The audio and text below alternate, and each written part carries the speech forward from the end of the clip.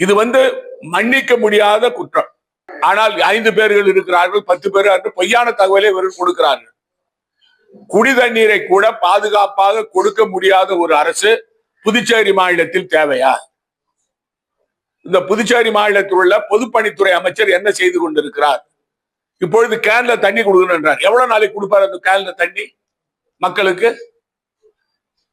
நாங்க சொல்லும் பொழுது, எதிர்கட்சிகள் சொல்லும் போதெல்லாம் உதாசீனப்படுத்தியவர்கள்.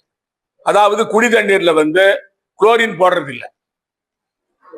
அந்த தண்ணீர் டேங்க்ல இருந்து தண்ணி வரும்போது அதை டெஸ்ட் பண்றது இல்லை. ஏனோ தானோ என்று நிர்வாகம் நடக்கிறது. அமைச்சர் கொள்ளையடிக்கிறதுல இருக்கிறாரே தவிர இந்த மக்களை பற்றி சிந்திக்கல. எல்லா மக்களும் நான் சொன்னேன், அதாவது உங்களுக்கு தெரியும், ஒரு 4-5 பேட்டிகளுக்கு முன்பு நான் சொன்னேன், கொஞ்சம் கொஞ்சமாக மக்கள் இறந்து வருகிறார்கள், சிறுநீரகம் பாதிக்கப்பட்டு இறக்கிறார்கள். இதற்கு குடி தண்ணீரை, பாதுகாப்பான குடி தண்ணீரை மக்களுக்கு கொடுக்க வேண்டும் என்று சொன்னோம். ஆனால் அதற்கு எந்த நடவடிக்கை எடுக்கல. ஆனா இந்த வினோபா நகர் நெல்லித்தோப்புல வர்ற தண்ணி சக்தி நகருக்கு வர்ற தண்ணி முத்திரப்பாளையம் தண்ணி. அந்த முத்திரப்பாளையம் தண்ணியில கோழி ஃபார்ம் இருக்கிற காரணத்தினால அந்த தண்ணி கெட்டு போய் அதனால பாதிப்பு ஏற்பட்டிருக்கு. இதுக்கு என்ன நடவடிக்கை எடுக்க போறாங்க? இது நிரந்தர முடிவு கிடையாது, நிரந்தர தீர்வு கிடையாது. இந்த கேனு கொடுக்கிறது நிரந்தர தீர்வு என்ன? நீங்க ஒவ்வொரு டேங்க்லயும் எவ்வளவு பேர் பணிபுரியுறாங்களோ அவங்க அந்த தண்ணியை டெஸ்ட் பண்ணணும். அதுக்கு தேவையான குளோரோஃபார்ம் போடணும்.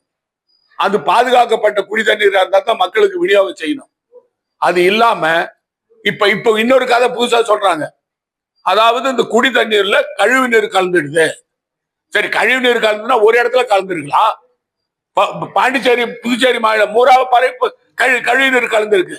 எவ்வளவு மக்களை ஏமாளிகள் என்று இந்த அமைச்சர் நம்ம லட்சுமி நாராயணனோ முதலமைச்சர் ரங்கசாமி நினைக்கிறாங்க பாருங்க. அதிகாரிகள் என்ன பண்றாங்க? பொதுப்பணித்துறை அதிகாரிகள் என்ன பண்றாங்க? இதுக்காக ஒரு பொதுப்பணித்துறையில அந்த குடிநீர் பிரிவு ஒண்ணு இருக்கு. அதுக்கு இ இருக்காரு, ஏ இருக்காரு, ஜே இருக்காரு, எவ்வளவு ஜே இருக்கிறாங்க. அவங்க என்ன பண்றாங்க? அலுவலகத்தை உட்கார்ந்து வேலை பார்க்கறதுக்கு அவங்களுக்கு வேலை. மக்களுக்கு பாதுகாக்கப்பட்ட குடி தண்ணீர் குடிக்க வேண்டிய அந்த அதிகாரி வேலை. அந்த அதிகாரியில வேலை வாங்க வேண்டிய மந்திரியே தூங்கினா என்ன நிலைமை வரும் புதுச்சேரி மாநில மக்களுக்கு? இது மன்னிக்க முடியாத குற்றம். மக்கள் புதுச்சேரி மாநில மக்கள் முதலமைச்சர் ரங்கசாமியும் அமைச்சர் லட்சுமி நாராயணனும் மன்னிக்க மாட்டாங்க. அதாவது அப்பாவி மக்கள் பாதிக்கப்படுகிறார்கள் இந்த தரமான குடி தண்ணீர் கொடுக்காத காரணத்தினால.